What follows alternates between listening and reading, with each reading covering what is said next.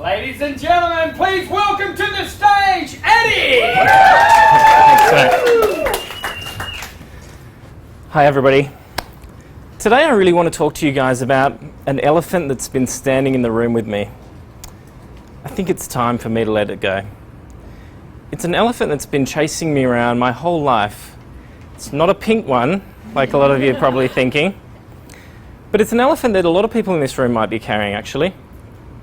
Because depression affects about 1 in 6 people at some stage in their life. And I know just from the stories here that it would definitely have affected some of the people in this room. Imagine 6 big elephants standing around this room, but they're not big, pink, fluffy, happy ones. Oh no, they're very, very sad ones. You know, depression comes from a Latin word, depressio, which means to push down. Imagine those elephants walking around on your shoulders all the time. Has anyone ever woken up and felt, really low, like you couldn't get any lower? Yeah? Keep your hand up if that's all the time. And you have to manage it. You see, depression is something that we have to manage.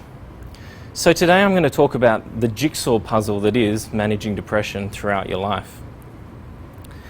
Now, we all know that depression is a clinical disease. We can take medication for it, and that certainly has clinical outcomes. It helps a certain number of people. But some people it doesn't. So there's other options. There's counselling. There's humanistic psychotherapy, which is a one-way conversation where you can unload how you feel. But these aren't really two-way processes. There's another jigsaw piece that has to fit in for some people, and I'll get to that in a moment. But before I do, I'm going to tell you a little bit about 2 Eddies in my life. The first one was born to 2 psychiatrist parents. And let's just say they didn't bring their work home. In fact, this Eddie is the last of 5 children, 4 of which have suffered from depression in their lives.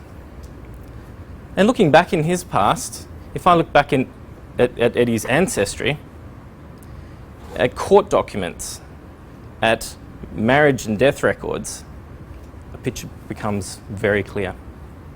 And that picture is that depression is something that lives within us. So this is not a curable disease. It's something that we have to manage over time. How do I know this? Because my first ancestor to come to Australia in the 1850s, his name was Josiah, died in a mental institution. And what was he suffering of?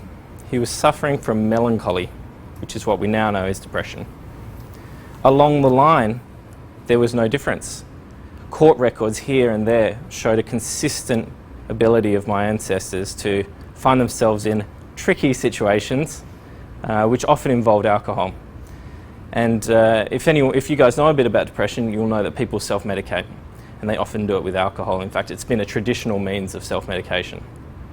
One of my ancestors actually in Sydney was involved in a hit and run on horseback, and sounds funny, but actually the lady died. It was very sad. And what happened was, he would go to the pub, get drunk, and technically speaking, it isn't illegal to ride a horse home drunk, because it's only illegal if you're in control of the horse. And of course, if you're drunk, you're not in control. So I don't think it was too illegal. He got off. But actually, the lady was picked up, and sadly, although they walked her back into the bar, she passed away later. So this was quite a significant thing in his life. And you can imagine how significant that would be in his life. So this Eddie has a history that lives inside him that he has to manage. And it's taken me a whole lifetime to figure out how to manage that and how to put those pieces of the puzzle together. And the final piece for me was personal development and managing myself. It didn't involve someone else helping me. It didn't involve a drug. It didn't involve unleashing and unloading. It actually involved helping myself. There's a second Eddie I want to talk about as well today. This Eddie is 6'5", larger than life.